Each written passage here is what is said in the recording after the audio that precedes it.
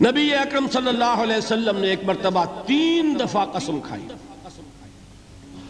واللہ لا یؤمنو، واللہ لا یؤمنو، واللہ لا یؤمنو، خدا کی قسم وہ شخص مومن نہیں، خدا کی قسم وہ شخص مومن نہیں، خدا کی قسم وہ شخص مومن نہیں۔ واقعہ یہ ہے کہ ہم تصور نہیں کر سکتے کہ صحابہ کیسے لرز گئے ہوں گے، کانپ اٹھے ہوں گے، کون وہ بدبخت ہے، کون وہ شقی ہے جس کے بارے میں اللہ کے رسول 3 دفعہ قسم کھا کر فرما رہے ہیں کہ وہ صاحب ایمان نہیں ہے۔ قیل من یا رسول اللہ، کسی نے ڈرتے ڈرتے پوچھا ہوگا اے اللہ کے رسول کس کے بارے میں ارشاد فرما رہے ہیں؟ اب جواب سنیے، الذی لا یامن جارہ بوائقہ، وہ شخص کے جس کی ایذا رسانی کی وجہ سے، جس کی بدخلقی کی وجہ سے اس کا پڑوسی امن میں نہیں ہے۔ یہ کوئی گناہ کبیرہ ہے؟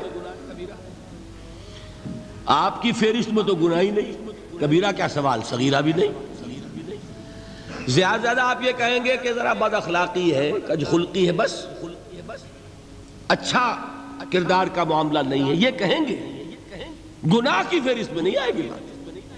کبیرہ بہت بڑی شے، لیکن اس پر اللہ کے رسول نے 3 دفعہ قسم کھائی، ایمان نہیں ہے، ہرگز نہیں ہے، خدا کی قسم نہیں۔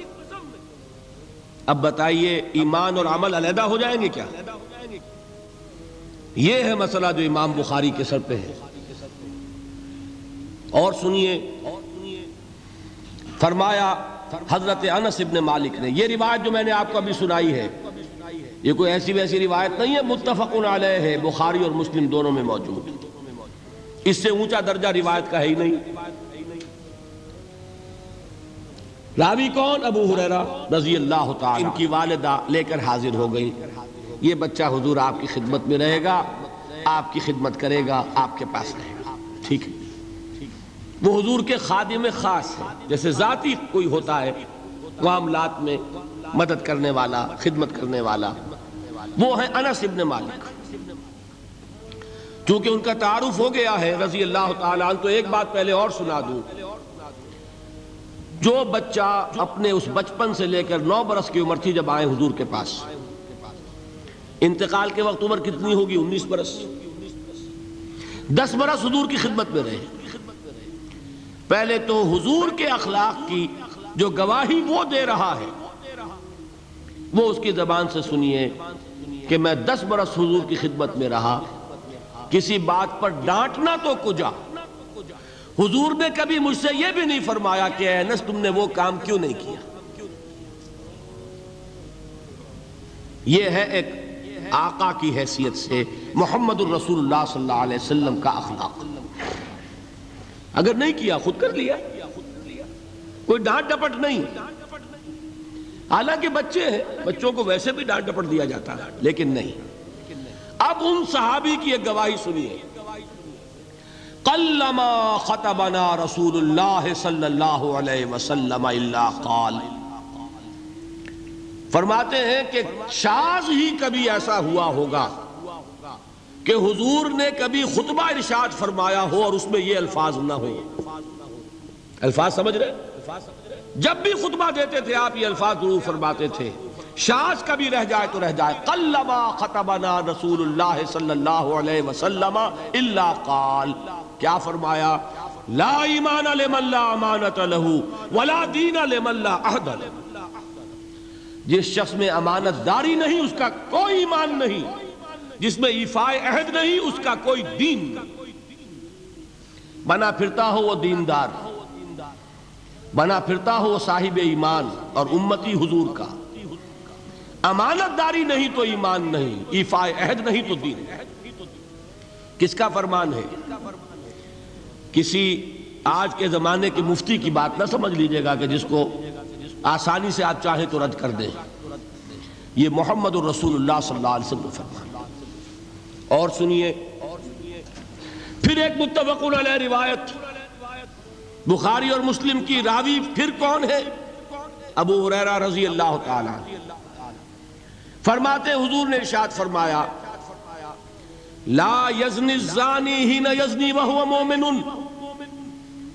ولا یسرق السارق حین یسرق وہو مومن ولا یشرب الخمر حین یشرب وہو مومن. کوئی زانی حالت ایمان میں زنا نہیں کرتا. کیسے ممکن ہے؟ ایمان ہو اور زنا ہو جائے؟ پھر وہ ایمان دھیلے کا ہوا. کیا قدر و قیمت اس ایمان کی؟ وہ تو اٹھا کر پھینک دینے کی چیز ہے. ایمان اور اخلاق پہ اثر انداز نہ ہو، ایمان اور کردار کو نہ بدلے، ایمان اور عمل کو نہ بدلے تو کس مرض کی دوا؟ پھینکو اٹھا کر. نہیں ممکن کہ ایمان ہو اور زنا ہو، نہیں ممکن کہ ایمان ہو اور چوری ہو. لا یسرق السارق حین یسرق وہو مومن. کوئی چور حالت ایمان میں چوری نہیں کرتا، کوئی شرابی حالت ایمان میں شراب نہیں پیتا. ولا یشرب الخمر حین یشرب وہو مومن. کوئی شراب پینے والا وہ مومن نہیں ہوتا جب وہ شراب پی رہا ہوتا. اس وقت اس کے دل سے ایمان نکل جاتا ہے. اب دیکھیے یہاں کیا میں نے کل بتایا تھا نا، مغالطے کیا ہو گئے؟ مغالطے یہ ہو گئے کہ اس کو سمجھ لیا قانونی بات. یہ قانونی بات نہیں ہے، وہ قانونی ایمان کی بات نہیں ہو رہی، یہ حقیقی ایمان کی بات ہو رہی. قانونی ایمان کی بات ہو تو یہ کافر ہو گیا. پھر کافر نہیں ہے. قانونی ایمان کا دار و مدار قول پر ہے. یہ وہ حقیقی ایمان ہے، قلبی یقین والا ایمان. اس کے بارے میں فرمایا جا رہا ہے وہ دل سے نکل جاتا ہے تو گناہ ہو سکتا ہے. ایک اور حدیث میں حضور نے اس کو اور واضح کر دیا. جب کوئی شخص گناہ کرتا ہے تو ایمان اس کے دل سے نکل کر اور اس کے سر پر منڈلاتا ہے جیسے پرندہ ہو. اگر توبہ کرتا ہے تو واپس لوٹ آتا ہے، توبہ نہیں کرتا تو رخصت ہو جاتا ہے. بتائیے کوئی اشتباہ رہ گیا؟ لیکن خدا کے لیے دو انتہاؤں سے اپنے آپ کو بچائیے. ایک انتہا یہ کہ اس حدیث کی بنا پر آپ کافر قرار دے دیں. یہ غلطی کس سے ہوئی؟ کل بتایا تھا بھائی. کس سے؟ خوارج سے. خوارج سے یہی غلطی ہوئی. وہ فارسی کا ایک مصرع ہے کہ مردی و نامردی قدم فاصلہ دارند.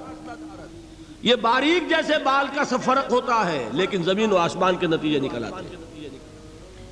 انہوں نے ایسی حدیثوں کی بنا پر یہ فیصلہ کر دیا پھر اگر ایمان نہیں ہے تو کافر ہے. کتنا یہ آسانی سے نتیجہ نکل آیا.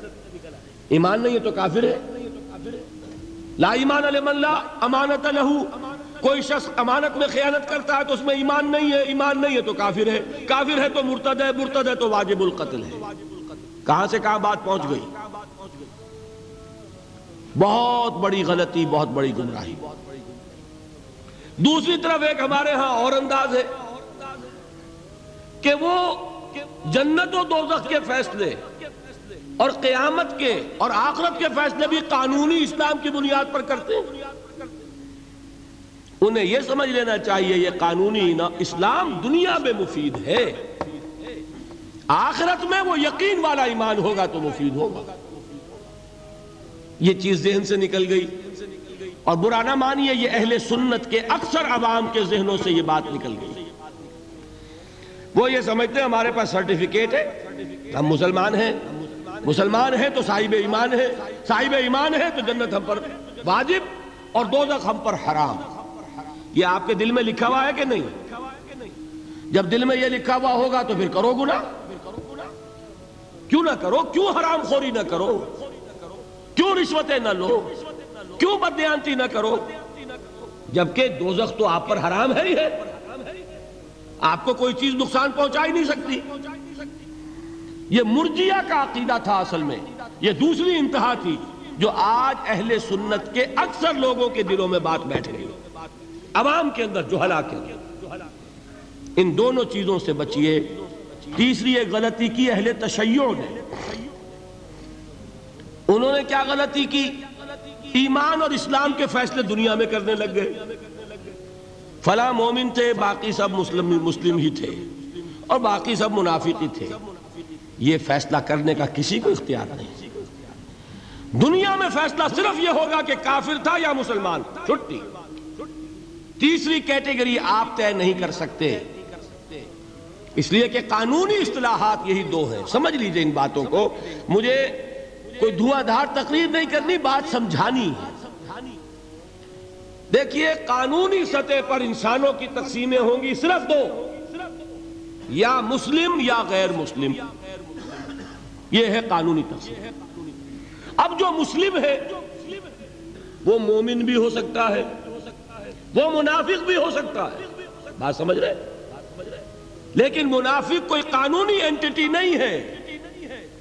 دنیا میں ہم کسی کو منافق نہیں کہہ سکتے، ہاں حضور کہہ سکتے تھے، حضور کو اللہ نے علم دیا تھا، لیکن حضور نے بھی ایسی پہرے داری کی ہے کہ کسی ایک شخص کے بارے میں بھی نہیں فرمایا کہ یہ منافق ہے۔